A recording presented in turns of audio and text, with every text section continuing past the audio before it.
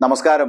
എലിയെ പേടിച്ച് ഇല്ലം ചുട്ട ഹരിയാന സർക്കാരിന്റെ മണ്ടൻ നടപടി എത്രയും വേഗം തിരുത്തണമെന്ന് ആവശ്യപ്പെട്ടിരിക്കുകയാണ് ഹൈക്കോടതി.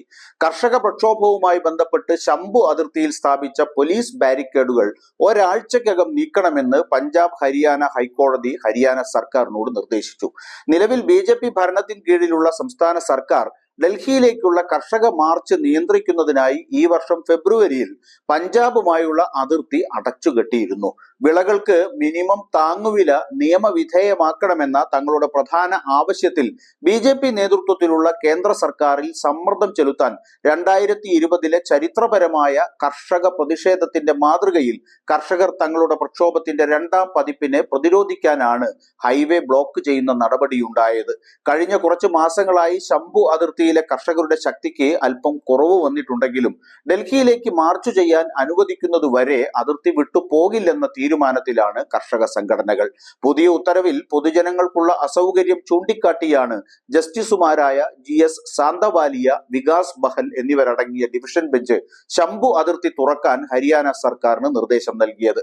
അതിർത്തിയിലെ കർഷകരുടെ ശക്തിക്ക് പുനരുജ്ജീവനം നൽകാൻ ഇപ്പോൾ വന്ന ഉത്തരവ് കാരണമാകും എന്നാണ് കേന്ദ്ര സംസ്ഥാന സർക്കാരുകൾ കണക്കുകൂട്ടുന്നത്.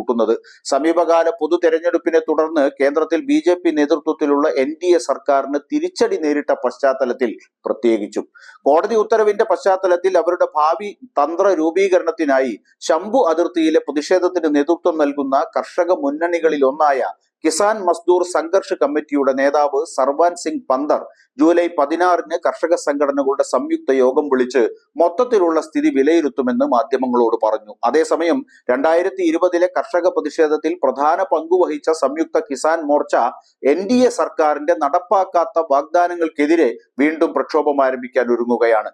കർഷകർ ഡൽഹിയിലേക്ക് മാർച്ച് ചെയ്യുന്നത് നിയന്ത്രിക്കാൻ അമിത ബലപ്രയോഗം ഉൾപ്പെടെ സാധ്യമായ എല്ലാ നടപടികളും സ്വീകരിച്ച ഹരിയാന സർക്കാരിന് തിരിച്ചടിയായാണ് പുതിയ ഉത്തരവ് വിലയിരുത്തപ്പെടുന്നത്. ക്രമസമാധാന പാലനത്തിനാണ് തങ്ങളുടെ എല്ലാ നടപടികളും സ്വീകരിച്ചതെന്ന് ഹരിയാന സർക്കാർ വാദിക്കുമ്പോൾ പഞ്ചാബിനും ഹരിയാനയ്ക്കും ജീവനാഡിയായതും ജമ്മു കശ്മീരിലേക്ക് നീളുന്നതുമായ പ്രധാന ഹൈവേ ആണ് മാസങ്ങളോളമായി കൊട്ടിയടയ്ക്കപ്പെട്ടത്. ശംഭു അതിർത്തി അടച്ചതിന്റെ ഫലമായി ഹൈവേ വഴിതിരിച്ചുവിട്ടത് പൊതുജനങ്ങൾക്ക് വലിയ ബുദ്ധിമുട്ടുണ്ടാക്കുന്നതായി ഹൈക്കോടതി ഉത്തരവിൽ പറഞ്ഞു.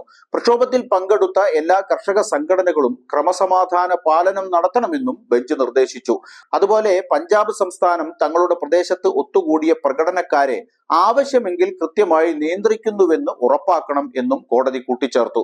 ചുരുക്കി പറഞ്ഞാൽ സമരത്തെ ഇത്തരത്തിൽ ഇല്ലാതാക്കാൻ ശ്രമിക്കുന്നത് ശരിയല്ല എന്ന് തന്നെയാണ് കോടതി തീർപ്പ് കൽപ്പിച്ചിരിക്കുന്നത്. 2020 സമരം നയിച്ച സംഘടനകൾ കൂടി സമരരംഗത്ത് ഇറങ്ങുന്നതോടെ തങ്ങൾ നേരിടേണ്ടി വരുന്ന ദ്വിമുഖ ആക്രമണത്തെ BJP സർക്കാർ എങ്ങനെ നേരിടുമെന്ന് കാത്തിരുന്നു കാണാം.